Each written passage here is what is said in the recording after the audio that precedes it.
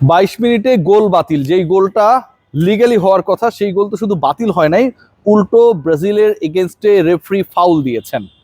আমি অনেক বড় আর্জেন্টিনা সাপোর্টার, কিন্তু অন ফিল্ডে যেই কর্মকাণ্ড ঘটেছে, যেভাবে আসলে একজন ফুটবলারকে, একটা দলকে গোল বঞ্চিত করা হয়েছে, ভিএআরে প্রত্যেকটা অ্যাঙ্গেল না দেখে মাত্র একটা অ্যাঙ্গেলের উপর ডিপেন্ড করে এরকম একটা বিশাল ডিসিশন দেওয়া হয়েছে এবং একজন ফুটবলারকে কাঙ্ক্ষিত হ্যাটট্রিক থেকে বঞ্চিত করা হয়েছে, এটাকে সাপোর্ট করার কোনো কারণ নেই।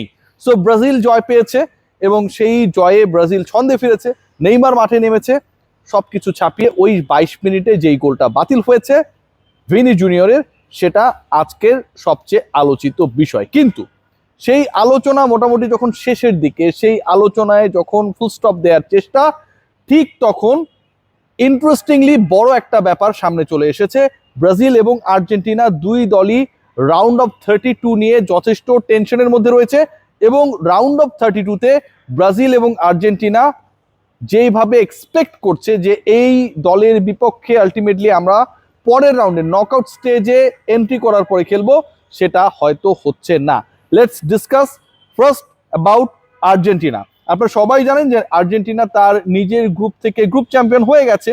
আর্জেন্টিনার গ্রুপে দ্বিতীয় হবার কোনো সুযোগ নেই, কারণ সবার আগে পয়েন্ট সেট থেকেও, গোল ডিফারেন্সের থেকেও আসলে ইম্পর্টেন্ট পার্ট যেটা, যদি আপনি মানে একই দলের বা দুই দলের একই পয়েন্ট হয়ে যায়, সেক্ষেত্রে হেড টু হেডে আর্জেন্টিনা যেই দলগুলো তাকে ওই একই গ্রুপে চ্যালেঞ্জ জানাতে পারে তাদের বিপক্ষে জয় পেয়েছে। So where is the problem যেই জায়গাটায়, সেটা হচ্ছে আর্জেন্টিনা যেই গ্রুপে এগেনস্টে রাউন্ড অফ 32-তে খেলবে, সেই গ্রুপটার রানার্স আপ কে হচ্ছে, that is the talking point.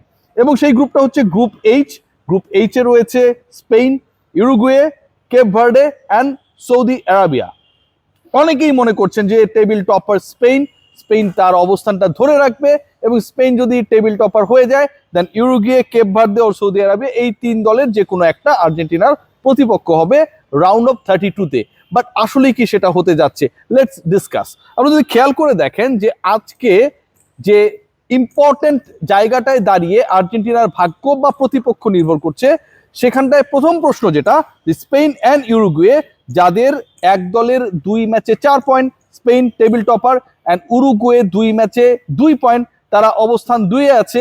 এই দুই দলের যে মুখোমুখি লড়াইটা হবে, সেই লড়াইয়ে, সেই ম্যাচে যদি স্পেন হেরে যায়, তাহলে উরুগুয়ের পয়েন্ট হবে 5, মানে স্পেন নিচে নেমে এলো।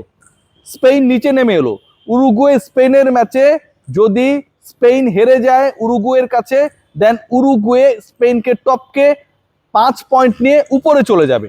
তার মানে কি দাঁড়ালো, স্পেনকে টপকে উরুগুয়ে যদি 1 নাম্বার র্যাঙ্ক টিম হয়, সেক্ষেত্রে স্পেন হবে 2 নাম্বার, এবং স্পেন যদি 2 নাম্বার হয়, তাহলে আর্জেন্টিনার গ্রুপ এইচ এর 2 নাম্বার দলের সাথে রাউন্ড অফ 32 খেলার কথা, সেখানটায় আর্জেন্টিনার প্রতিপক্ষ হয়ে যাবে স্পেন। অ্যান্ড ওইটা যদি হয়, দেন ওয়ার্ল্ড কাপের 3 বারের চ্যাম্পিয়ন ভার্সেস 1 বারের চ্যাম্পিয়ন, দুইটা দল মুখোমুখি হবে রাউন্ড অফ 32-তে, এবং এই দুই দলের মধ্য থেকে একটা দলকে আলটিমেটলি পরের রাউন্ডেই বিদায় নিতে হবে। ঘটনা অন্যরকমও হতে পারে। খেয়াল করে দেখুন, স্পেনের কথা আমি যেভাবে বলছি, উরুগুয়ে স্পেনের বিপক্ষে যদি জিতে যায়, উরুগুয়ে টপ। আবার যদি কেপ ভার্দে সৌদি আরবিয়ার বিপক্ষে জিতে যায়, সেক্ষেত্রে সৌদি আরবিয়ার বিপক্ষে 3 পয়েন্ট নিয়ে কেপ ভার্দের পয়েন্টও হবে গ্রুপ এইচ থেকে উরুগুয়ের সমান 5। সেক্ষেত্রে স্পেন হয়ে যাবে গ্রুপের 3 নাম্বার দল। তাদেরকে ওয়েট করতে হবে যে 12 গ্রুপের টপ যে 8টা দল যারা 3 নাম্বার পজিশন থেকে শেষ করবে, সেখানটায় তারা আসলে কোয়ালিফাই করে কিনা। স্পেনের ভাগ্য ঝুলে যাবে। সেই ক্ষেত্রে কেপ ভার্দে যদি জিতে যায়, উরুগুয়ে যদি জিতে যায়, তাহলে কেপ ভার্দে এবং উরুগুয়ে এই দুই দল যেহেতু তাদের নিজেদের ম্যাচে ড্র করেছিল, এই দুই দলের গোল ডিফারেন্সের উপর ডিপেন্ড করবে আর্জেন্টিনা প্রতিপক্ষ কে হবে, Uruguay or Cape Verde. What about ব্রাজিলের ক্ষেত্রে আমার কাছে মনে হয় যে এটা আরো একটা ভয়ঙ্কর সিচুয়েশনে রয়েছে। ব্রাজিলের সাথে যেই দলের আসলে খেলা হবে, বা ব্রাজিল যেই দলের বিপক্ষে আলটিমেটলি খেলতে নামবে, সেই দল মানে গ্রুপটাতে রয়েছে বড় দলগুলো, এবং সেই বড় দলগুলোর অন্যতম একটা দল হচ্ছে নেদারল্যান্ডস, জাপান। এবারের ওয়ার্ল্ড কাপে এই দুই দল সমান তালে, ব্রাজিল এফ গ্রুপের যে প্রতিপক্ষের বিপক্ষে মাঠে নামবে রাউন্ড অফ 32-তে, সেই দুই দলের অন্যতম হচ্ছে নেদারল্যান্ডস এন্ড জাপান, তারা সমান তালেই তাদের এবারের বিশ্বকাপটায় মন্ত্রমুগ্ধ ছড়াচ্ছে। রয়েছে সুইডেন, রয়েছে তিউনিশিয়া। Let's discuss. নেদারল্যান্ডসের পয়েন্ট হচ্ছে 2 ম্যাচে 4, জাপানের পয়েন্ট হচ্ছে 2 ম্যাচে 4। এখন ব্রাজিলের প্রতিপক্ষ যেই দলটাই হবে না কেন এই গ্রুপ থেকে, গ্রুপ এফ থেকে, সেই দলকে গ্রুপ এফ এর দ্বিতীয় দল হতে হবে। মানে গ্রুপ এফ এর দ্বিতীয় দল, টেবিলের দ্বিতীয় দল, সেটা নেদারল্যান্ডস হতে পারে, সেটা জাপান হতে পারে, সেটা সুইডেন হতে পারে, সেটা তিউনিশিয়া হতে পারে। আলোচনার স্বার্থে আমি বলছি, যেই দলটা টেবিলের 2 নম্বরে থাকবে তার বিপক্ষে ব্রাজিল রাউন্ড অফ 32-তে লড়বে।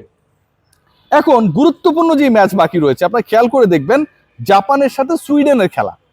জাপান এবং সুইডেনের যে ম্যাচটা রয়েছে, জাপানের যেহেতু পয়েন্ট 4, তারা গোল ডিফারেন্সের কারণে ওই টেবিলে নেদারল্যান্ডসের পেছনে রয়েছে, নেদারল্যান্ডসেরও পয়েন্ট 4। জাপান মুখোমুখি হবে সুইডেনের। জাপান যদি সুইডেনকে হারিয়ে দেয়, জাপানের পয়েন্ট হবে 7। জাপানের পয়েন্ট হবে 7, 4-এর সাথে 3 যোগ করলে 7। আবার নেদারল্যান্ডস এবং তিউনিশিয়া মুখোমুখি হবে। নেদারল্যান্ডস যদি ওই ম্যাচে তিউনিশিয়ার বিপক্ষে জিততে না পারে, পরাজিত হয়, তাহলে নেদারল্যান্ডস 4 পয়েন্টেই থেকে যাবে। এবং নেদারল্যান্ডস যদি ওই ম্যাচে ড্র করে, তারপরেও নেদারল্যান্ডস 1 পয়েন্ট পেয়ে 5 নাম্বার পয়েন্ট, মানে টোটাল 4 পয়েন্ট আছে। যদি তিউনিশিয়ার সাথে তাদের ম্যাচটা ড্র হয়, তাদের পয়েন্ট হবে 5, কিন্তু সেটা এনাফ হবে না জাপানের 7 পয়েন্টকে টপকানোর জন্য। কারণ জাপানের 4 ছিল, সুইডেনকে হারালে তাদের পয়েন্ট হয়ে যাবে 7, তারা গ্রুপের টপে চলে যাবে। আর নেদারল্যান্ডস যদি কোনো কারণে তিউনিশিয়ার বিপক্ষে হেরে যায়, তাদের পয়েন্ট 4ই থাকবে। যদি ড্র করে, তাহলে তাদের পয়েন্ট হবে 5। তার মানে নেদারল্যান্ডস ওই পার্টিকুলার গ্রুপের দ্বিতীয় দল হয়ে গেল। দ্বিতীয় দলের সাথে কে মুখোমুখি হবে? রাউন্ড অফ 32-তে যেই ব্রাজিলের গ্রুপটা রয়েছে সেই গ্রুপের চ্যাম্পিয়ন টিম। এবং ব্রাজিলের গ্রুপের চ্যাম্পিয়ন টিম, টপ টিম হচ্ছে ব্রাজিল ইটসেলফ। সো এমনটা যদি হয়, তাহলে ব্রাজিল এবং নেদারল্যান্ডস এই 2 দলকেও আমরা রাউন্ড অফ 32-তে দেখতে পারি। অন্যরকমও হতে পারে। আপনি বলতে পারেন যে আসলে তিউনিশিয়া নেদারল্যান্ডসকে হারিয়ে দেবে, এরকম ঘটনা ঘটার কোনো সুযোগ নেই। গত বিশ্বকাপে মনে আছে ফ্রান্স অসাধারণ ফুটবল খেলেছিল, ফাইনালে গিয়ে শেষ পর্যন্ত তারা আর্জেন্টিনার বিপক্ষে পারে নাই। কিন্তু ওই না পারার আগে একটা ম্যাচেই ফ্রান্সের পা হড়কেছিল, একটা ম্যাচেই ফ্রান্স হেরে গিয়েছিল। সেই ম্যাচটা কোনটা মনে করুন, রিকল করুন, গুগল করুন। সেই ম্যাচটা হচ্ছে তিউনিশিয়া। তিউনিশিয়া যারা লাস্ট ওয়ার্ল্ড কাপে ওই সময়ের ডিফেন্ডিং চ্যাম্পিয়ন ফ্রান্সকে হারিয়ে দিয়েছিল, তারা নেদারল্যান্ডসের বিপক্ষে নেদারল্যান্ডসকে আটকাতে পারবে না, হারাতে পারবে না, এরকম ইকুয়েশনে বিশ্বাস করার কোনো কারণ নেই। সো যদি এরকমটা ঘটে যে নেদারল্যান্ডস হেরে গেল অথবা তারা ড্র করে ফেললো আর জাপান সুইডেনকে হারিয়ে দিল, তাহলে কিন্তু ঘটনা অন্যরকম ঘটবে। আবার যদি এরকম ঘটে যে জাপান সুইডেন ম্যাচে সুইডেন জিতে গেল, সুইডেনে অলরেডি 3 পয়েন্ট রয়েছে এবং জাপান তো সেক্ষেত্রে হচ্ছে 4 পয়েন্টেই থেকে গেল, সুইডেনের পয়েন্ট হইল 6। আবার অন্য আরেকটা ম্যাচে নেদারল্যান্ডস তিউনিশিয়ার বিপক্ষে ড্র করলো অথবা হেরে গেল, সেক্ষেত্রে কিন্তু গ্রুপের সেকেন্ড টিম কে হবে সেটা নিয়ে কিন্তু জাপান এবং নেদারল্যান্ডসের মধ্যে একটা ক্ল্যাশ হবে। কারণ যদি সুইডেন জাপানকে হারিয়ে দেয়, তাদের পয়েন্ট 6 হবে। আর যদি নেদারল্যান্ডস তিউনিশিয়াকে হারাতে না পারে, তারা 6কে টপকে উপরে যেতে পারবে না। সো আমার কাছে মনে হয় যে আর্জেন্টিনা এবং ব্রাজিলকে নিয়ে যথেষ্ট সংশয়ের জায়গা রয়েছে। ফাইনালি যদি এমনটা হয় যে ফ্রান্সের এগেনস্টে আর্জেন্টিনাকে খেলতে হচ্ছে, গ্রুপের সমীকরণটা সেখানটায় কে ফুল স্টপ দেয়, স্টপেজ দেয়, আবার ব্রাজিলের প্রতিপক্ষ হয়ে যাচ্ছে নেদারল্যান্ডস, রাউন্ড অফ 32 আমার কাছে মনে হয় অনেক অনেক বেশি এক্সাইটিং হবে, অনেক অনেক বেশি ক্রুশিয়াল হবে। ল্যাটিন আমেরিকার, বাংলাদেশে যেই 2 দলের হিউজ অ্যামাউন্ট অফ সাপোর্টার্স রয়েছে, তাদের পরের চ্যালেঞ্জটায় উত্তরানো। Let's see what happen Argentina এবং ব্রাজিলের জন্য। গুড লাক।